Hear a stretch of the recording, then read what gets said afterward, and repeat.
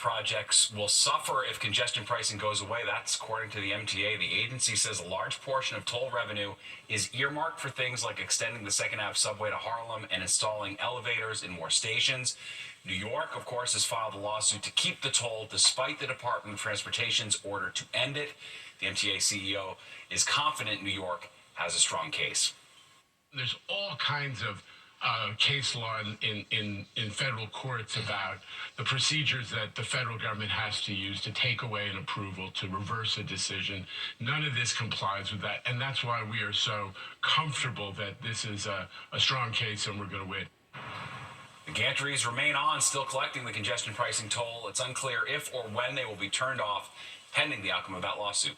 Lawmakers on both sides of the aisle are calling on the Trump administration to immediately reverse layoffs at the World Trade Center health program. Opponents say that those cuts are going to put the health of 9/11 first responders at risk.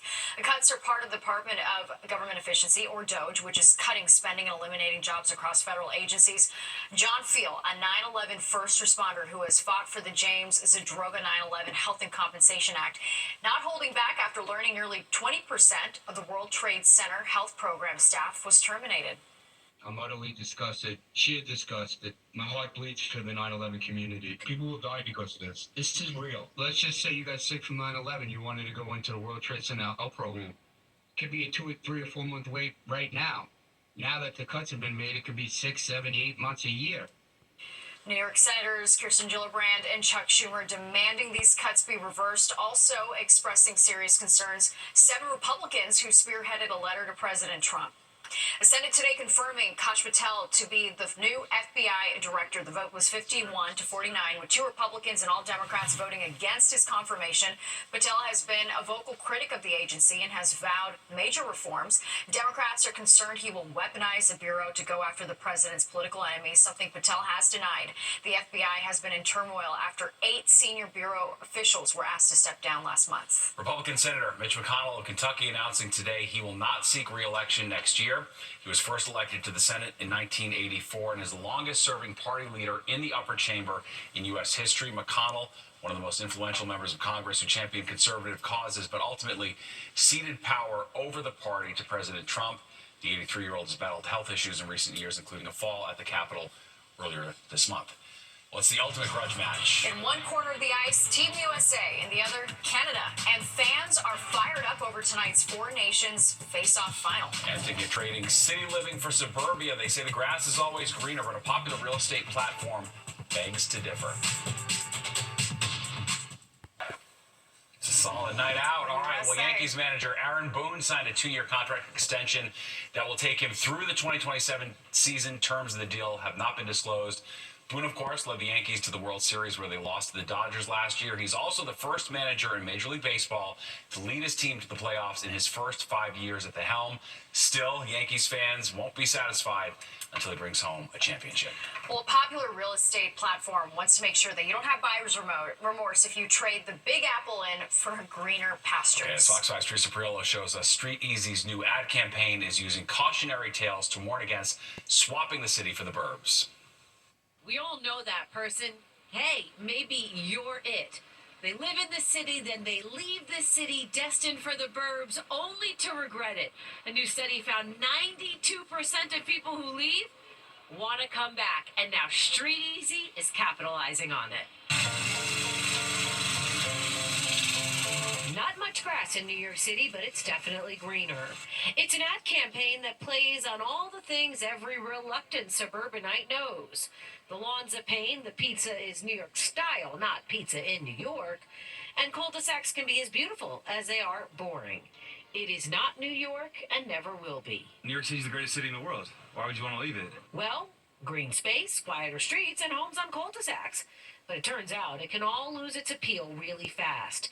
The same study that found in the 92% of people that regret moving out, 50% of them miss their bodega more than family and friends. I live here. I'm never leaving. Never. Never. I've talked to some of those people. I know a lot of them in Florida, and you're always welcome to come back, folks. Get an apartment with a balcony. Put some little green stuff there. Get a little birdie machine that goes off and on. I mean, please. Street Easy's campaign was developed by Mother New York. Among the places you'll see it, on trains running out of the city. Marketing expert John Bond thinks it's a great campaign. It really gets at that, New Yorker or New Yorker sensibility that this is the greatest city in the world, and if you're here, you're where it's happening. What I don't love about it is it's a great campaign for living in New York. I don't think it's a great campaign for Street Easy. It's missing the thing about, what does this have to do with Street Easy? It does make you wonder, who has it better, them or you? On the Upper East Side, Teresa Priolo, Fox 5 News. I really think New York City has the greatest pride in the country. I know, it's true. New York or nowhere and whatnot. That's right. I love it. I'm doing the good fight, raising a kid here in our tiny apartment. Wouldn't have it any other way. Exactly. All right, well, the weekend's almost here. Hopefully we saw the last of the snow today. Liv Johnson is back with the weather warm-up that is headed our way. Turning to the weather, the flakes were falling tonight, but sun is on the horizon for tomorrow. Kind of pretty scene looking out at 6th Avenue, a little snow. We're getting a proper winter this year. Let's go to Liv now to see what's in store as we go into Friday and the weekend. Liv.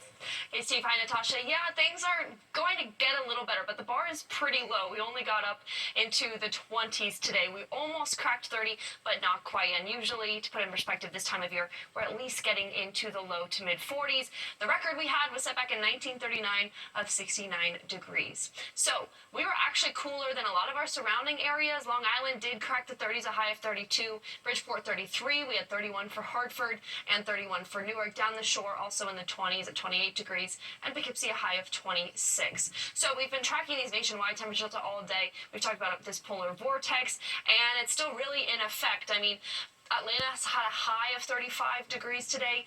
Dallas 31. That was a place that broke some records yesterday. Kansas City 15. Chicago 24. Minneapolis 20. Now this is actually a good sign for us because we usually follow the trends of what's been going on further west. And Chicago and Minneapolis past few days have just had highs in the teens and even single digits. So they improved a little, and we're going to improve a little. This is the area that's seen really the biggest difference between what they would usually be this time of year versus what they were today and yesterday. And today that included parts of the southeast. We saw Atlanta just had a high in the 30s. A lot of places between about 25 to 40 degrees below average for this time of year.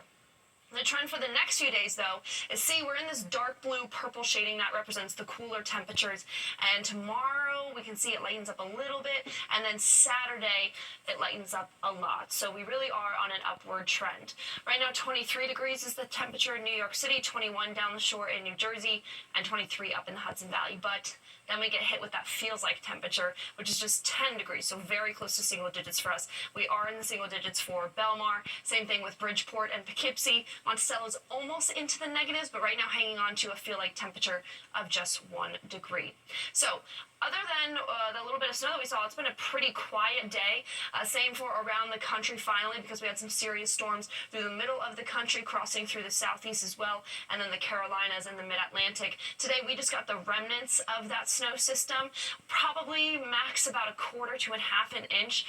The totals haven't come through yet, but it's just a light dusting. This is the system that it's made its way offshore. Now this area of high pressure that's in the middle of the country, that's going to come up and help us out for the next few days. So like Steve and Natasha were saying, we'll get some more sunshine tomorrow and for Saturday and Sunday. Monday, there's a system that passes to the north, but we don't really have to worry about it. We're looking pretty dry for the next 5 to 7 days.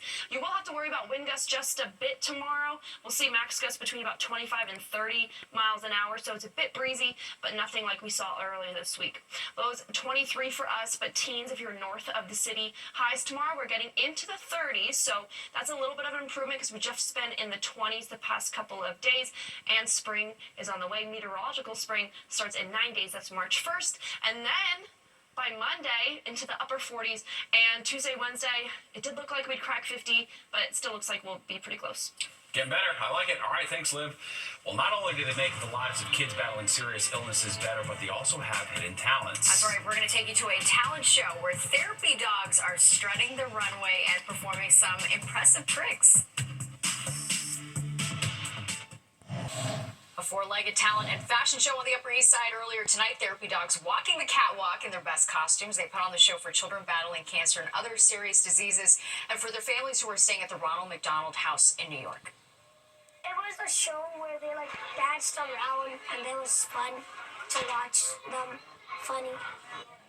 So cute. The Ronald McDonald House has been serving New Yorkers for 45 years. A lovely way to end it tonight. All right, if you've missed any part of the 10 o'clock news, you can always catch an encore on our free streaming app, Fox Local. Or you can stream our newscast anytime. Have a great night. We'll see you tomorrow.